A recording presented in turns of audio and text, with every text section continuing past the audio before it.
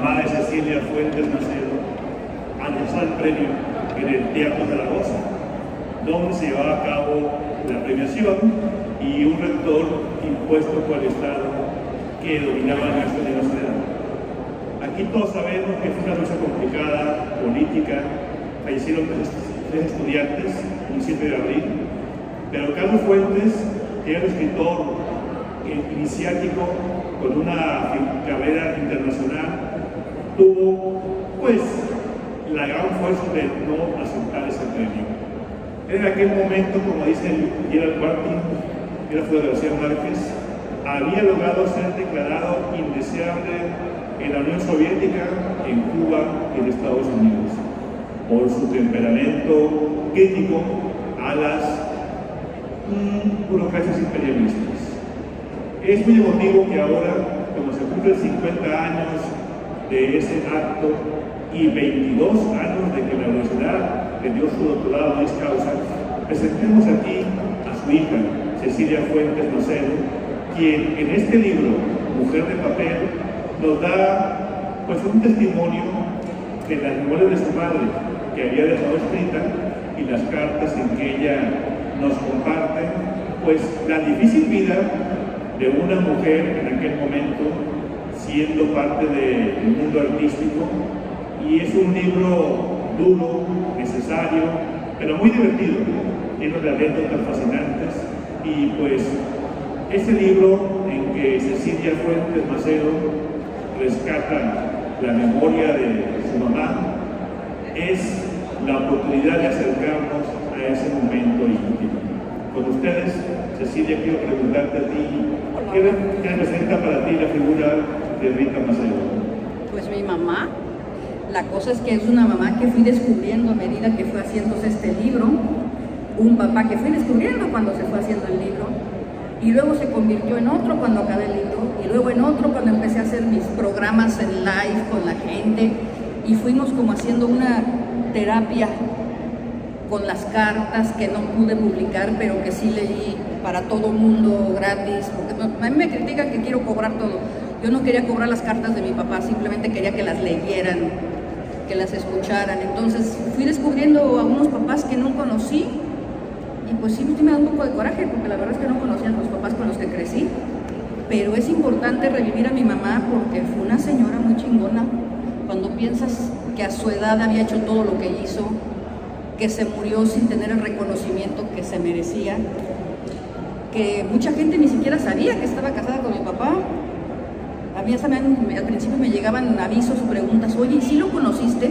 No, pues sí lo conocí, como que no lo conocí, estuve 11 años de mi vida con él, después ya no, pero es una historia importante, es una historia que refleja el México de la gente poblana, del cine mexicano y los chismes, de todos esos ídolos que ustedes creen que son de una forma, y lean el libro, van a enterarse de cosas bonitas, porque no hay realmente nada feo, sino que son puros chismes bonitos y anécdotas que mi mamá quería contarles a todos ustedes, y una forma de ella de desnudarse, porque lo que quería mi mamá era encuerarse frente a todos, que la vieran tal cual era, y al mundo en el que creció, lleno de mojigatería que no le correspondía, y el mundo del cine en el que se desarrolló con todo lo que no es lo que ustedes pueden creer de dorado, y de la tercera parte del libro, pues el mundo intelectual que no tiene nada que ver con el que todos ustedes sueñan, sobre todo los estudiantes que piensan que van a hacer, no, es otro mundo muy falso. A mí me cuenta cuando cuenta en el libro Rita Macedo que Ernesto Alonso, el señor telenovela, tenía un libro con historias de cine. Hacía telenovela y copiaba una historia. Y cuando avanzaba y quería cambiarle, agarraba el libro al azar y agarraba otra historia y hacía nuevas telenovelas. Por eso daban tantos minutos las historias, ¿no? Pero a mí me encanta como cuentos que tu mamá empezó a dedicarse a la costura.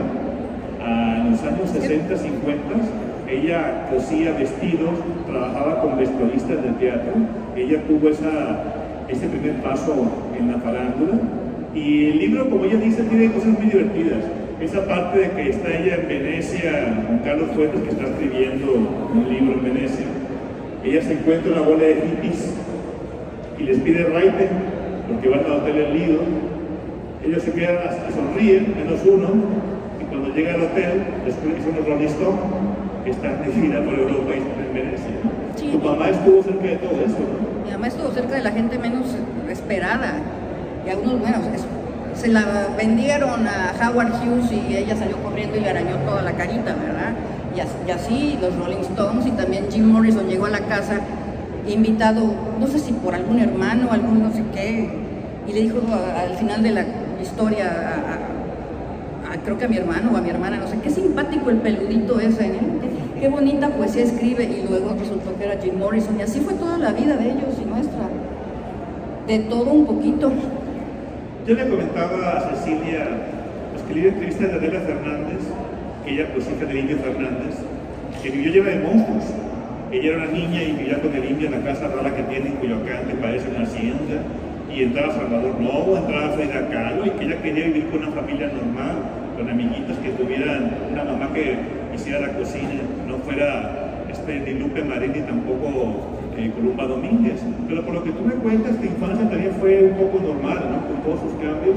Los papás te castigaban como una niña normal, me decías, ¿no? Mi papá sí, después se le olvidó, que me traía cuerazos y me encerraba en el closet de las escobas horas. Mi mamá no, yo tenía muchos pleitos con mi mamá por razones, quién sabe de qué, porque como te contaba, no me acuerdo de qué nos peleábamos, pero nos peleábamos horrible. Revolcábamos por el piso, me mordía, así yo le pegaba, ella me rompía algo en la cabeza, yo a ella. Así es la relación que tuvimos, muy pasional. Pero no me regañaban de nada, tenía yo permiso de hacer todo. Y yo, como Adela Fernández, decía, ¿por qué no tengo una mamá que me regaña porque no hice la tarea, porque no llegué tarde a la escuela? No, yo tenía permiso y autorización de firmar de, no quieres ir a la escuela, no vayas, la que va a reprobar eres tú, ¿no? Te vas a ir de pinta, avísame, y nada más para darte dinero y que tengas como regresar a casa, y avísame. Yo quería que me regañaran, yo quería que me nalguearan, entonces lo hacía yo solita. Yo llegaba a mi casa y sacaba una mala nota, y yo soy la que se daba de cachetadas frente al espejo, y decía, pues alguien tiene que castigarme y darme disciplina, pues lo haré yo sola. Pero era divertido todo. Crecí en los teatros, crecí en los foros. Pues el libro lo que yo no sabía, porque según yo conocía a la vida de Tamacero por lo que han escrito muchos, es que ella hizo mucho teatro de vanguardia. La obra de William Faulkner, Requiem por una monja, la presentó en los años 60 con la actuación de Albert Camus. Por mí que fue que se celebró ella en ese momento. Y algo que es una ópera conceptual, Jesucristo Superestrella. Bueno, pero esa es de mi hermana. Es tu hermana, ¿verdad? Mi mamá la metieron al cine a fuerzas. Creció en unos internados espantosos con una mamá que no la quería nada, la trataba horriblemente, muerta de hambre y de frío, en orfanatos verdaderamente. Y salió con la condición de que se casara con Luis de Llano Palmer, y pues dijo, pero ya, ¿no? Me caso, pero corriendo. Tuvo a los 2 hijos y dijo, con permiso, esto no es lo mío, los dejó botados, uno con una abuela, otro con la otra abuela, y ella se fue a hacer su carrera de cine. Y le empezó a ir muy bien, pero no es lo que le gustaba. Era mucho más inteligente que mucha gente que estaba ahí, entonces la pasaba muy mal entre los desprecios de los actores, como el pesado de Pedro Infante o el del Indio, que todos eran unos machos tremendos. Y harta de ese mundo, empezó a escarbarle y buscarle porque quería nutrir su inteligencia, ¿no?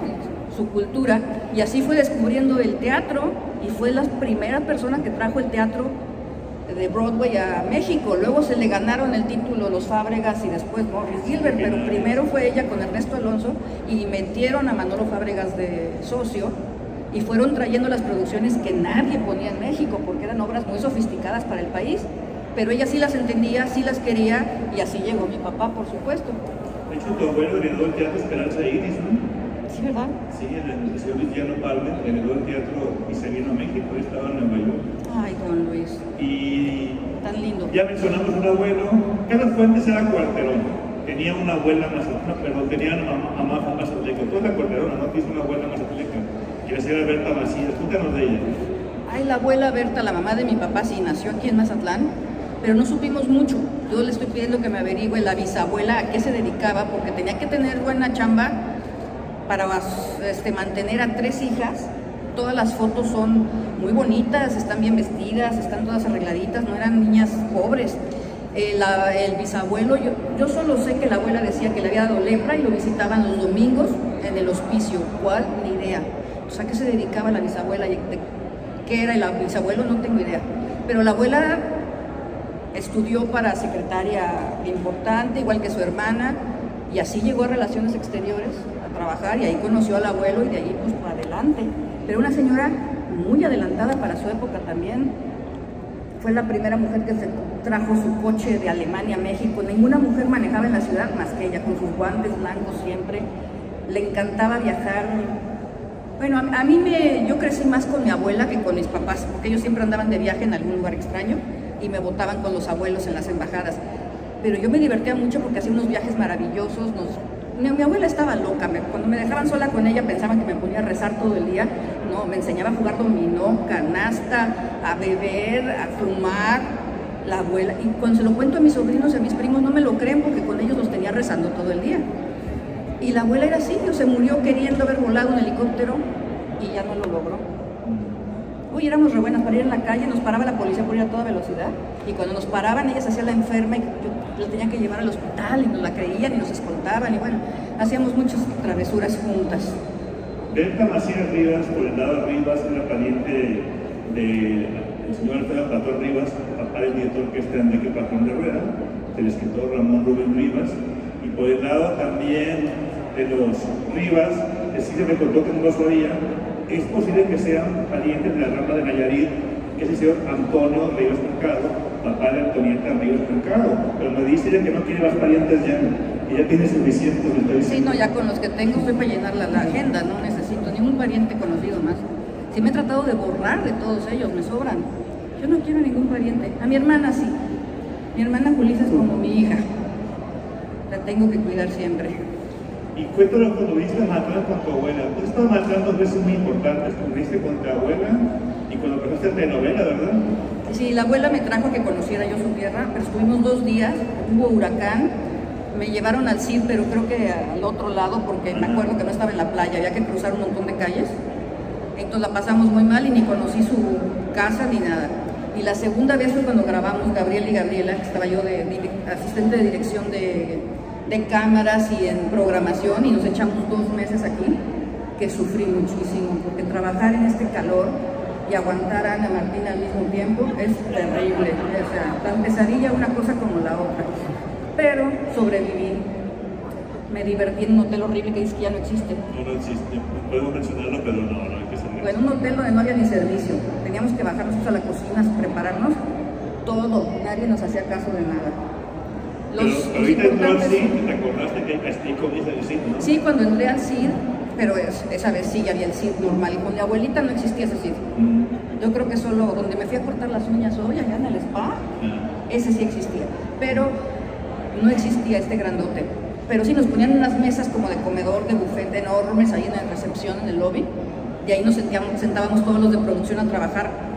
Pues grabábamos todo el día por todos lados y en la noche a reorganizar el trabajo, y ahí nos ponían las mesas en todo el lobby.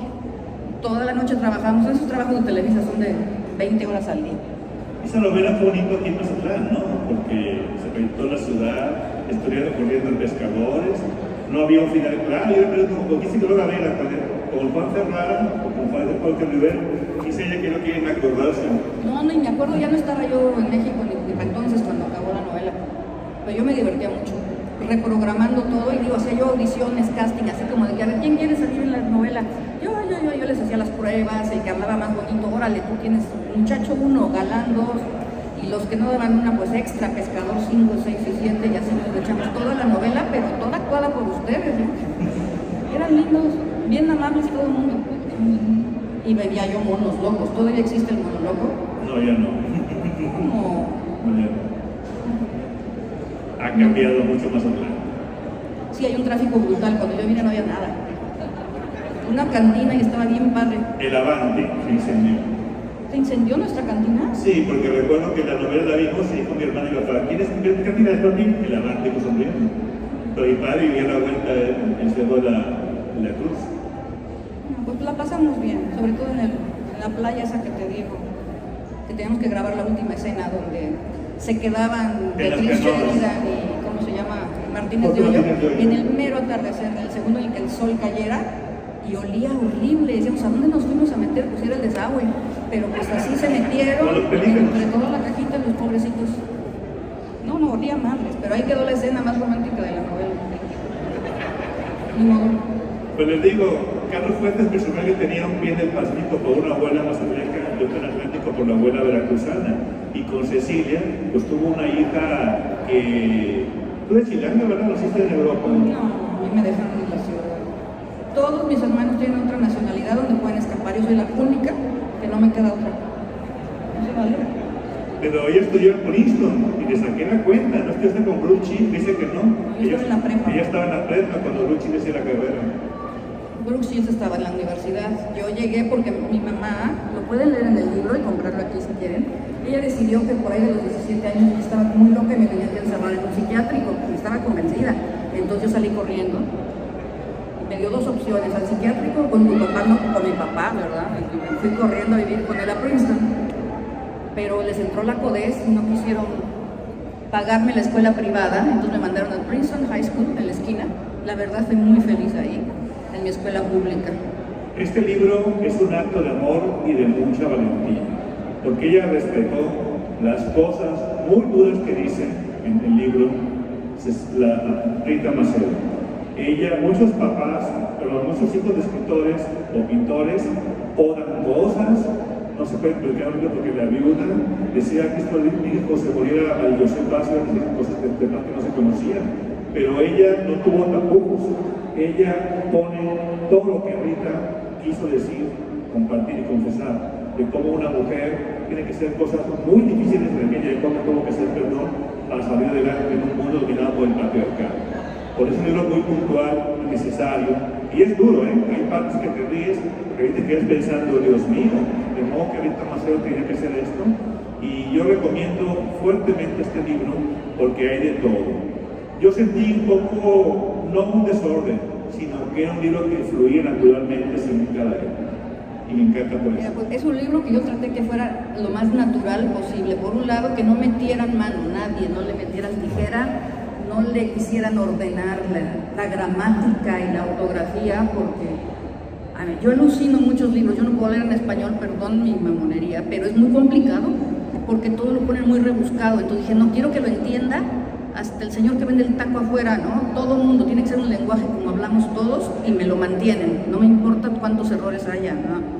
Es un libro que tiene que decir todo lo que mi mamá decía, porque si ella lo quería decir es por algo, cosa que me causó muchas broncas. Sí, mi mamá fue una niña abandonada, mi mamá tuvo su época de prostituta, mi mamá tuvo su época de estrella del cine. A mí no me afecta en lo más mínimo, no veo por qué a los demás tiene que afectarles en nada, un trabajo más.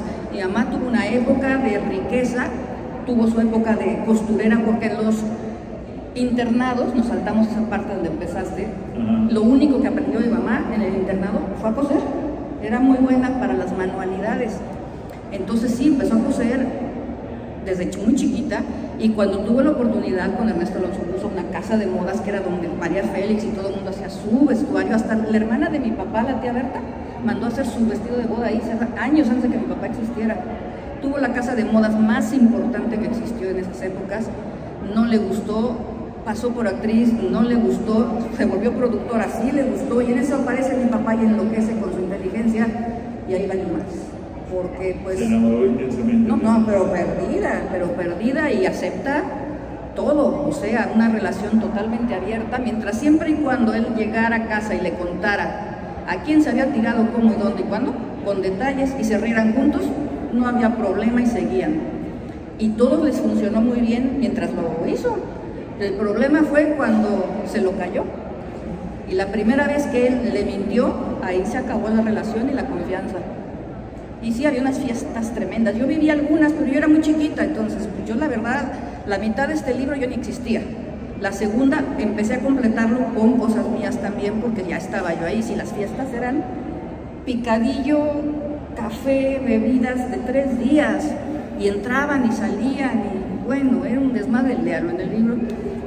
Pero fue una época muy padre y se la pasaron muy bien, y era mi casa, pues no sé por qué no la convierten en un museo, ahí está cayéndose a pedazos la pobre casa, cuando ha vivido pues todo el nacimiento y parte de esos, de toda la literatura mexicana, ¿no? Es muy impactante cuando dice que tu mamá va a la casa alterada y se quiere pegar un tiro y tú le dices, aquí no te lo pegues porque si no, esta casa no te la voy a poder vender.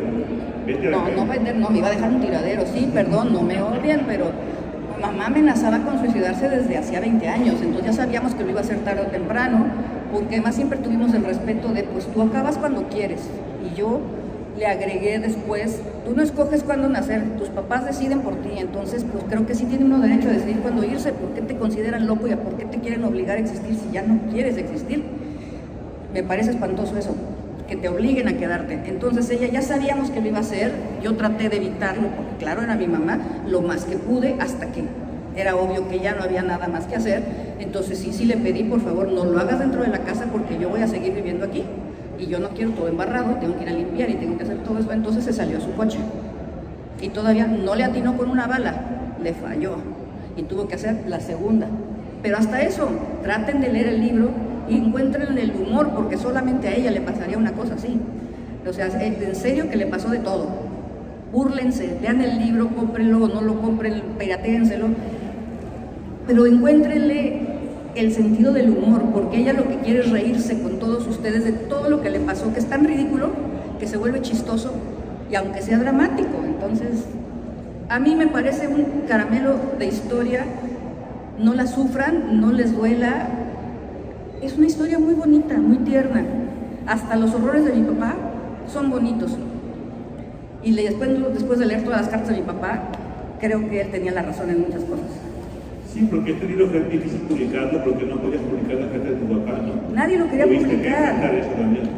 No querían publicar tantas fotos, no querían publicarlo y meterse en líos con la esposa de mi papá. Eso, yo me acuerdo de la China Mendoza que le fui a pedir ayuda, gente como la Poniatowska, toda la gente a la que yo le pedí ayuda, que eran amigos míos de chiquita, porque así como los actores fueron amigos míos de chiquita, también ciertos intelectuales. Dije, oye, por respeto a mi mamá, por el recuerdo de ella, no, porque la güerita se enoja, no, porque la güerita nos pega, soy la güerita. Y la güerita acabó aceptando que hubiera el libro, pero nunca me permitió las cartas que hay de mi papá a mi mamá, eróticas, con unos dibujos preciosos, con unos textos, sí, muy cochinos, pero muy bonitos. Nada me dejaron usar, solamente me dejaron usar cartas donde fuera para mí y dibujos dedicados a mí. Y todo lo demás, la esposa de mi papá dijo, conviértelo. Entonces todas las cartas de mi papá tuve que convertirlas a... Y llegó una carta en la que decía esto, aquello y lo otro. Eso fue otro trabajo, ¿verdad? Estaba contando eso. Pero es una lástima que esas cartas no me las permitan sacar porque son muy bonitas. Nadie las va a ver nunca. Pues, pero ojalá la puedas sacar algún día porque tú eres la última cristiana de Carlos Fuentes. Ya murieron él, ya murió Rita, ya murió tu esposa. ¿Y yo voy a quedar? No, tú vas a seguir, yo quiero. No, si pudieran me borraban. Aquí estoy, aquí de brinquito de... Algo que no viene en el libro, que tiene mucho humor y que le quiero comentar ahorita. Yo conocí a Carlos Fuentes, pues no mucho, pero nunca le vi la mano, porque había una leyenda que tenía el dedo curvado y grueso de tanto escribir en la máquina con un dedo. Y dice ella que sí, que tenía ese dedo totalmente... Él escribió todo con este dedo. Nunca pudo con una computadora. Lo primero lo escribía a mano en unas hojas amarillas gigantescas y todo lo demás con este dedo. Entonces aquí donde se dobla, lo tenía completamente para acá, atrás, o sea, para atrás, totalmente volteado. Y pues no, ya no le servía. Acabó dictándome cosas en grabadora.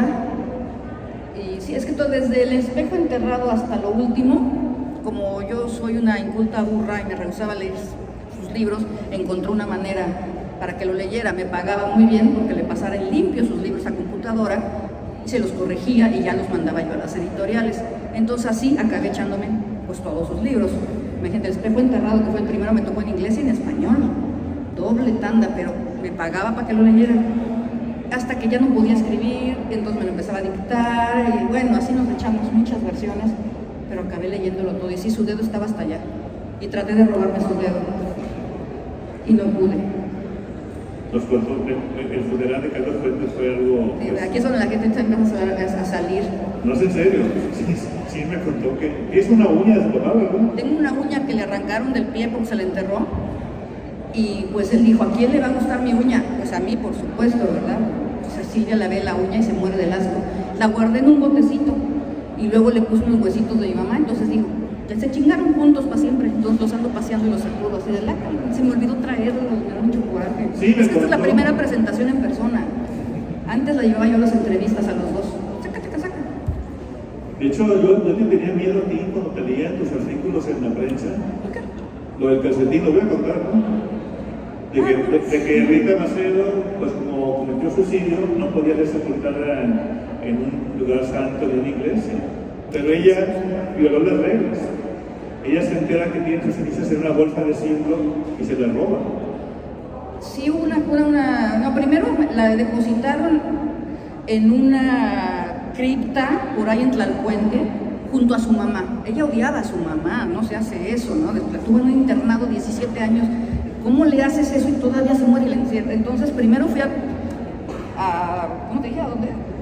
Bueno, donde la tenían en la cripta. Le dije a dos amigos, acompáñenme, no sabían ni a dónde iban.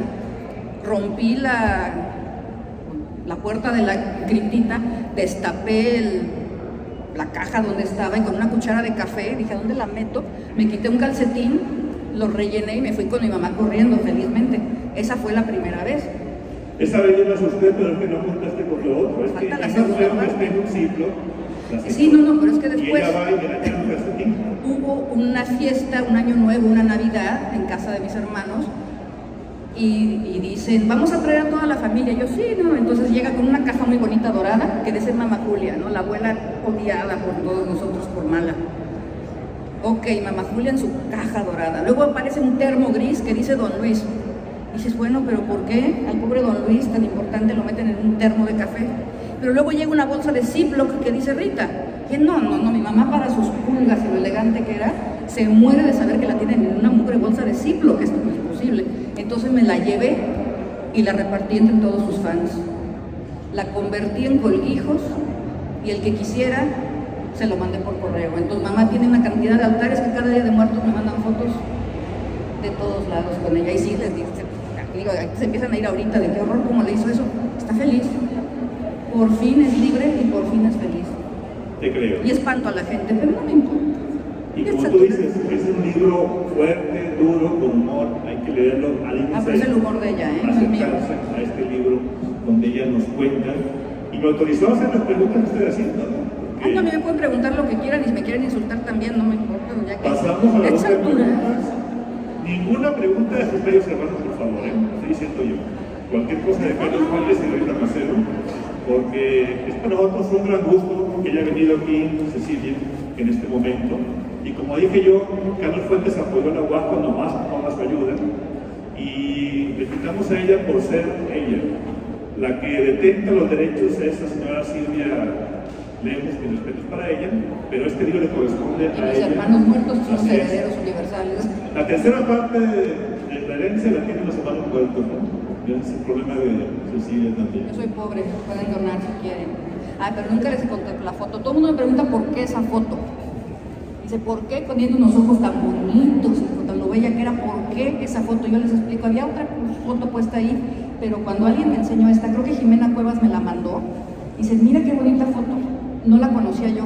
Y me gusta porque es un momento fuera de cámaras, estaba en un descanso, estaba fumándose un cigarro, y le han de haber dicho, a ver Rita, voltea, y les mandó ese beso, y para mí, el que no se le vean los ojos es importante, y está mandándoles un beso mientras les va a contar su historia y les está diciendo, kiss my ass, y hagan lo que quieran. Eso es esa foto para mí. Rita Macedo actuó con Luis Buñuel, con muchos cineastas, estuvo Silvia Pinal en otra ocasión con nosotros en el libro y hablamos de las obras de Buñuel. Y su obra en telenovelas, en teatro y en cine es un legado, y ojalá este libro sea una huella. Hay historias, ya lo comenté alguna vez, como la de Ernesto Alonso, y la intimidad de tus papás. A mí me impresiona cuando cuentas que le cae sorpresa y lo encuentras escribiendo a tu papá, ¿no? Escribiendo a medianoche, ¿no? Pues hay cosas que tú te vas a acordar más que yo. No, es que mi mujer me hacía también, me tocaba la puerta, ¿dónde estás? En la casa, a ver, y sí, ahí estaba yo, ¿no? Y creo que cuando un escritor como tu papá escribe, ay, Joaquín no lo veía, aquí está el amigo Joaquín López, y es el que sabe dónde está la tumba de tu bisabuelo. Hay una foto, ¿no?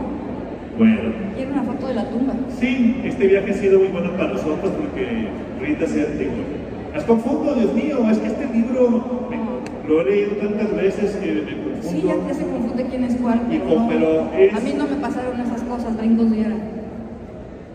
¿Segura? Sí, valió la pena. Bueno, vean qué mujer tan sencilla, tan agradable como su mamá. He batallado a muchos otros escritores. Estoy feliz con Cecilia, que se ha abierto, y este libro tan fuerte, tan fascinante, es una confesión a grito abierto. Y como ella dijo, como insistimos en esto, es una oportunidad de desgarrarse. Decía Rogelio Castellanos, mujer que publica es mujer pública. Al instante la gente se pone a dar conclusiones, datos que no deben de ser. Yo creo que ha dejado las cosas claras, y Mujer de Papel no es de papel, está hecha de celuloide, de literatura, de sueños y de mucha vida. Así que muchas gracias, Cecilia, por haber rescatado esa Rita Macedo, que es más de papel. Para que vean qué bonito, mi mamá le dice, nunca vas a ser García Márquez, por eso te va a ir mal en la vida, jamás vas a llegar a ser él. Lean por qué. Tiene su historia. ¿Y tú fuiste el novio de hijo de García Márquez? A los 3 años, claro que sí. Nos bañaban juntos, no, ya para seguir en las indiscreciones, nos bañaban juntos en la tina, y yo preguntaba, ¿por qué él tiene eso y yo no? Y me prometieron, te va a crecer con el tiempo, y me quedé esperando, y hasta ahorita no se me ha hecho. Gracias por acompañarme. Bueno, si hay alguna pregunta razonable sobre Rita Macedo y Carlos Fuentes, Irrazonable, no. bueno, también irrazonable, es el momento. Si no, díganme. A ver, Joaquín López, historiadora de Acapán, quiere decir algo. Hay algo en la mano, tengo miedo de hacer lo que trae. A ver, ¿Quién sabe qué Joaquín. trae? Sí, una pregunta. Muchas felicidades por... Hola. Sí, ya sé yo. La pregunta que tengo es, Carlos Fuentes supuestamente se está en el país. Una tumba en Parnaso. Porfirio Díaz.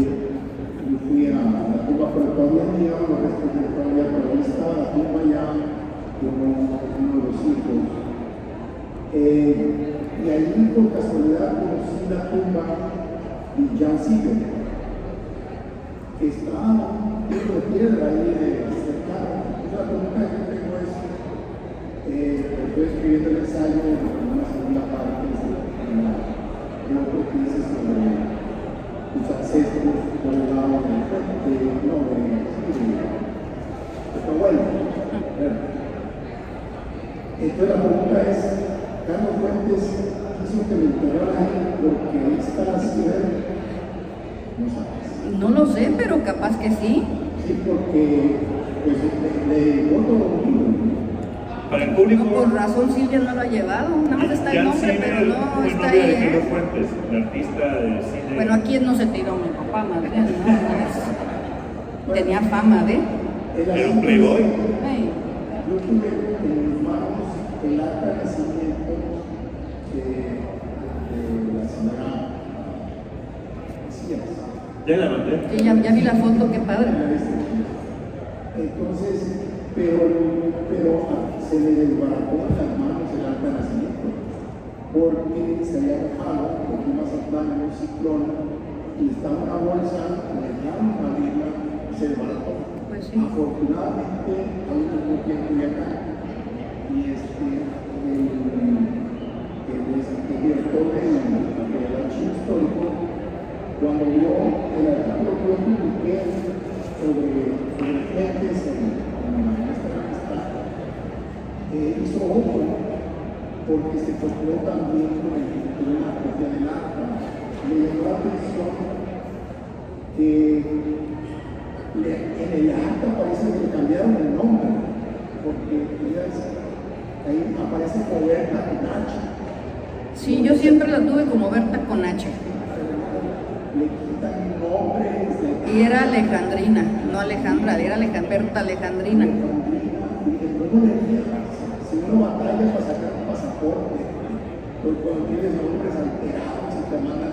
Pero acuérdate que trabajaban en relaciones exteriores. Bueno, esa es la otra pregunta. Sí, a mi mamá le quitaron 5 años de su pasaporte. De por sí que nadie sabe cuándo nació, está en el libro, porque su mamá la odiaba, entonces ya que nació le dijeron pónganle como quieran y hagan lo que quieran. No sabemos su cumpleaños de verdad. Pero mi abuelito, don Rafael, que trabajaba en relaciones exteriores, le puso una fecha oficial, le quitó 5 años y pues así a la abuelita también más fácil. La verdad nadie la va a saber. Doña Berta Alejandrina, su papá era de Jalisco. Déjalo soportar. Sí, Jalisco. Y padecía de lepra. Y él terminó allí en un palo y era muy pasatiempo. Que era médico, que también era poeta, por cierto. Pero mándenme los datos para que todos los que quieren la segunda parte pueda yo irme para algún lado. Aquí está, Dénmelo, sí, yo quiero todos los datos que no tengo. la pregunta principal era esa porque sí está misterioso ese romance con la señora esta.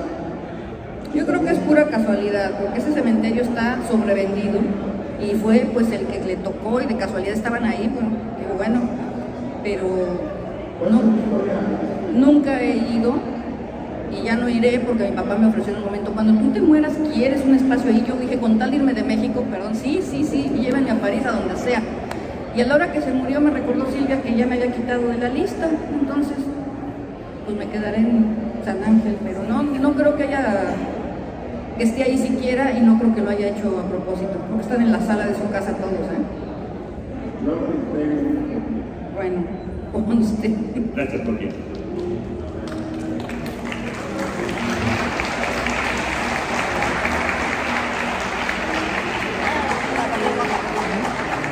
Se van a empezar a salir las lonjas ya. Todos muy calladitos, ok, ya me voy. Es hora del siguiente café. Muy bien. Tú sabes que mi papá, cuando se murió mi papá, aparte de que algún día escribiré la historia del velorio porque es muy chistosita, ya sé que yo y los muertos tenemos una relación un poco extraña, por eso me vienen a jalar las patas luego. Pero llegó el presidente y querían llevárselo a la rotonda de los hombres ilustres, ¿no? Y Silvia, bueno, pero por ningún motivo vamos a hacer esto, o sea, él se muere si lo dejan en la rotonda de los hombres ilustres en México, para eso tiene París.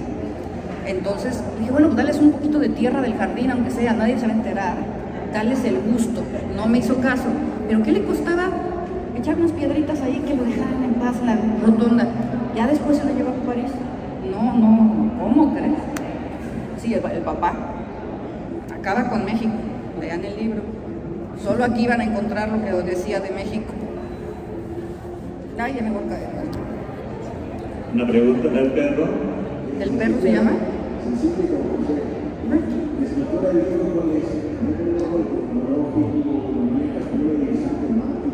Va cronológico. Ay, un chingo de páginas. Cuenten las páginas, porque además ha ido creciendo el libro. De la primera edición a la cuarta ha cambiado. Tiene más información, tiene más fotos. El orden, yo fui siguiendo como mi mamá lo escribió originalmente, un orden cronológico, empezando con sus 3 años de edad, que es la primera vez que se acuerda de algo. Y no termina cuando ella se muere, llegó con sus textos hasta donde ella se muere. Y lo demás son recuerdos míos y de mis hermanos para tratar de darle una conclusión al libro. Te digo que es un libro que va cambiando con ustedes, por alguna razón, se va adaptando a ustedes y a mí, porque la versión original de mi mamá y lo que es ahora es un descubrimiento mío de ellos hacia mí, y todo el público cómo me ha ayudado a encontrar otra persona. Y hay gente que lo lee 2 y 3 veces y van descubriendo a otra persona todavía. Es una cosa muy extraña, ¿eh? Si tú te sientas y te aplastas a leerlo, en 4 días, 3 días lo acabas, porque hay gente que en una noche se lo echa, y puedes verlo 3 veces y vas a ir descubriendo a otra persona y a otra persona y a otra persona. Y digo, yo ya agregaría otro capítulo con mi conclusión, porque la versión que a mí mi mamá me contó de mi papá, y que es la que está puesta aquí, no es la verdadera. Yo ya descubrí muchas otras cosas que no son y que yo quisiera agregar, pero pues tenemos que compren el libro porque se acabe y pueda yo hacer una quinta edición y le agregue yo lo que falta, porque le falta. Yo quiero agregar que es muy evidente para quien lee el libro y conocemos la vida de Fuentes, que sin Rita Macedo, Carlos Fuentes no es su obra maestra, la primera que fue la de Gemma Transparente, que está dedicada a Rita.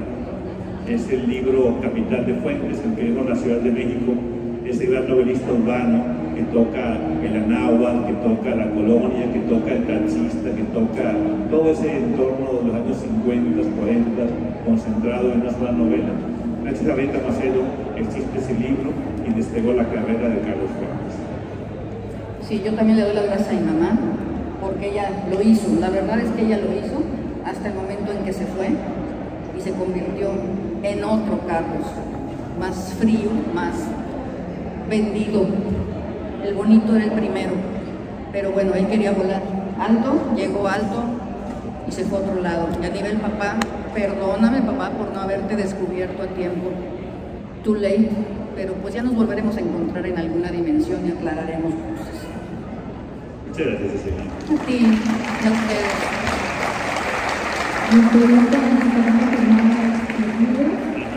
Allá hay libros, si quieren. Aquí en la Casa del Caracol, edición Strixer. Y muchas gracias por estar aquí en la feria.